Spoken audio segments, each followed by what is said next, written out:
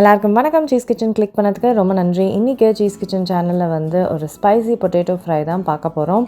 மசாலாலாம் அரைச்சி நல்ல செம்ம டேஸ்டியாக ஸ்பைஸியாக வந்து ஒரு சைட் டிஷ்ஷை பார்க்க போகிறோம். இது வந்து உங்களுக்கு ரைஸ் டிஷ்ஷஸ்க்கு ஒரு பர்ஃபெக்ட் சைட் டிஷ்ஷாக இருக்கும். இது எப்படி செஞ்சுன்னு பார்க்கறதுக்கு முன்னாடி மறக்காம சீஸ் கிச்சனுக்கு சப்ஸ்கிரைப் பண்ணுங்கள், லைக் பண்ணுங்கள், உங்கள் நண்பர்களுக்கும் வீடியோவை ஷேர் பண்ணி விடுங்க. இப்போ வாங்க வீடியோக்குள்ளே போகலாம். ஸோ இந்த உருளைக்கிழங்கு செய்கிறதுக்கு நான் மசாலா அரைச்சி செய்ய போகிறோன்னு சொன்னீங்களா, அதுக்கு நான் வந்து எண்ணெய் ஆட் பண்ணிக்கிறேன். ரொம்ப வேணாம், கொஞ்சோண்டு தான். எண்ணெயில் கடலைப்பருப்பு சேர்த்துக்கிறேன்.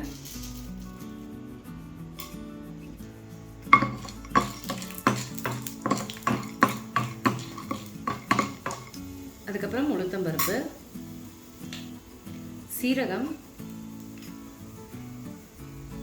சோம்பு,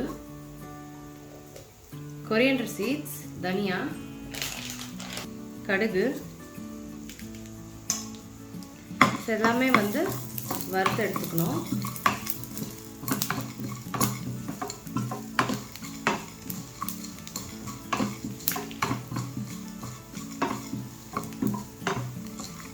இப்போ இதில் கருவேப்பிலை சேர்த்துக்கிறேன், காஞ்ச மிளகாய். இப்போ எல்லாத்தையும் வந்து நல்லா முறுமுறுன்னு ஆகிற வரைக்கும் வறுத்துக்கணும்.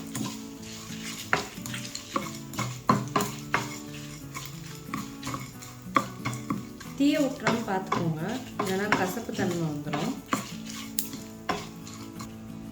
நல்லா வறுப்பட்டுடுச்சு. இப்போ வந்து நான் கேஸ் ஆஃப் பண்ணிட்டேன். ஆஃப் பண்ணிவிட்டு தேங்காய் வந்து கடைசியாக சேர்க்குறேன். தேங்காய் காம்பினேஷன் செம்மையாக இருக்கும் அதுக்கு. இப்போ இதை வந்து இது வந்து கேஸ் ஆஃப் பண்ணிட்டு தான் நான் பண்ணுறேன், ஹீட் ஆஃப் பண்ணிட்டு தான். இதை நல்லா மிக்ஸ் பண்ணிவிட்டு இது அப்படியே இந்த ஹீட்லேயே ஆஃப் பண்ணியிருப்போம் இல்லைங்களா, அப்படியே அடுப்பு மேலேயே வந்து நம்ம வந்து ஒரு 5 மினிட்ஸ் அப்படியே வச்சோம்னா நல்லா முறுமுறுன்னு ஆகிடும் எல்லாமே. அதுக்கப்புறம் நம்ம வந்து அரைச்சிக்கலாம். ஸோ இந்தளவுக்கு அரைச்சிக்கணும். ஸோ இந்த மாதிரி பவுடராக அரைச்சிக்கணும். இப்போ வந்து நம்ம பொட்டேட்டோ செய்ய ஆரம்பிச்சிடலாம். கடாயில் எண்ணெய் சேர்த்துக்கிறேன்.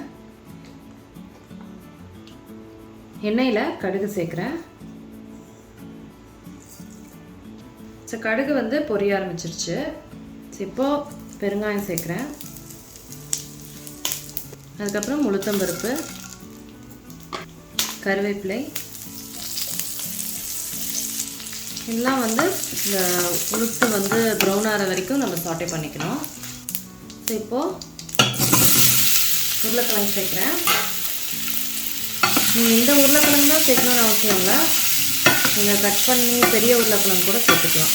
ஸோ நல்லா ஆயிலில் கோட் பண்ணிக்கலாம். இப்போ இந்த பொடி ஆட் பண்ணுறேன்.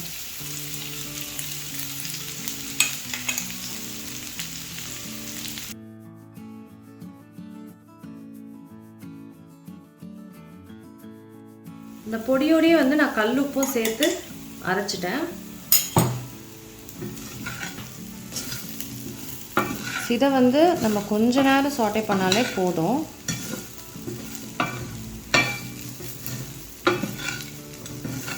ஏன்னா பொட்டேட்டோலாம் வந்து நம்ம குக் பண்ண பொட்டேட்டோ தான் சேர்த்துருக்கோம். ஸோ ஒரு ஃபியூ மினிட்ஸ்க்கு நம்ம வந்து இதை அப்படியே சாட்டே பண்ணால் போதும். ஏன்னா எல்லாமே குக்டுனால நம்மளுக்கு ஃபியூ மினிட்ஸ்க்கு அதை கூட்டாகி நல்லா சாட்டே ஆனால் போதும் ஆயிலில். ஸோ அவ்வளோதாங்க, ஸ்பைசி பொட்டேட்டோ ஃப்ரை ரெடி. இருங்க எங்கே போகிறீங்க? இந்த 2 வீடியோஸும் கண்டிப்பாக உங்களுக்கு பிடிக்கும். கிளிக் பண்ணி பாருங்கள்.